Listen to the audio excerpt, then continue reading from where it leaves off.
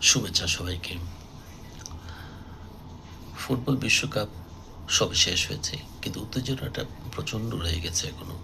এখনো হাটে-ঘাটে মাঠে আলোচনা হচ্ছে আর্জেন্টিনাকে নিয়ে, স্পেনকে নিয়ে, ব্রাজিলকে নিয়ে। সে কি উত্তেজনা!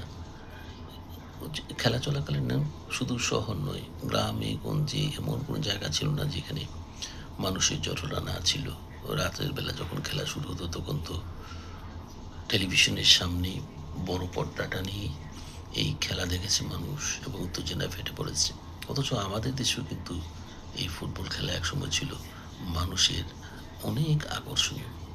মনে আছে যখন ৭০-এর দশকে ফুটবলে আবাহনী, মোহামেডানে খেলা হতো ঢাকা স্টেডিয়ামে, তখন আশেপাশে বঙ্গবন্ধু এভিনিউ এবং গুলিস্তান এলাকায় যে সমস্ত দোকানপাট ছিল বন্ধ হয়ে যেত। এমন কোনো বছর ছিল না যে ২-১ জন মারা না যেত এই আবাহনী মোহামেডানের খেলাকে কেন্দ্র করে। সে কি উত্তেজনা! আস্তে, আস্তে সেই ফুটবল হারিয়ে গেল। আমরা মনে করতে পারি সেই ৭০ দশকের কথা, সালাউদ্দিন, কাজী সালাউদ্দিন, বাদল রায়, আসলাম, জাকারিয়া পিন্টু, প্রতাপ শঙ্কর হাজরা, এমন অনেক খেলোয়াড় আমাদের এখানে জন্ম হয়েছিল এবং তারা বিনোদন দিতে পেরেছিলেন বাংলাদেশকে।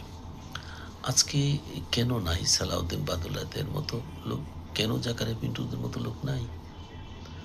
সেই ফুটবল উত্তেজনা, দর্শকদের ফুটবল প্রিয় হওয়া কিন্তু কমেনি। এটা তো বিশ্বকাপ খেলার সময় দেখা গেল। এই জিনিসগুলি কেন হারিয়ে যায়?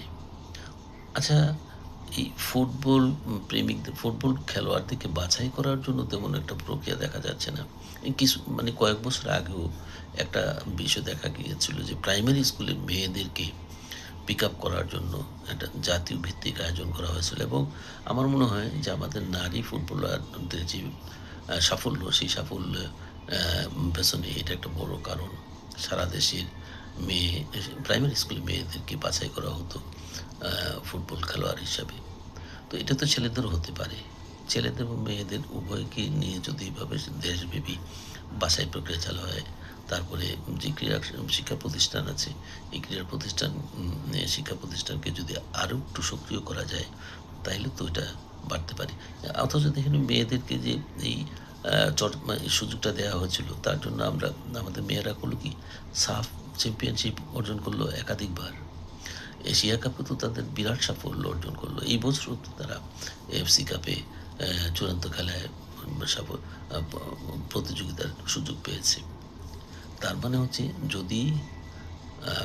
যদি চর্চা করা হয়, যদি সহযোগিতা করা হয়, তাইলে আমাদের ফুটবল মাঠের ফুটবল প্রেমীদের যে আকাঙ্ক্ষা, যে একটা চাহিদা, সেই চাহিদাটা, পিপাসা, সেই পিপাসাটা নিবারণ করা সম্ভব হতে পারে এবং আমাদের দেশের ক্রীড়াঙ্গন আবার সেই ৭০-এর দশকের যেই দাপট ছিল, সেই দাপটটা ফিরে আসতে পারে। কেন করতেছে না জানি না।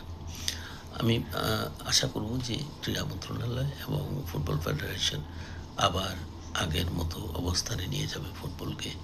মানুষ কিন্তু ফুটবল দেখতে চায়, এটা তো প্রমাণ হয়ে গেছে বিশ্বকাপ খেলার সময়। সুতরাং সংশ্লিষ্ট কর্তৃপক্ষ সেদিকে নজর দিক। ধন্যবাদ।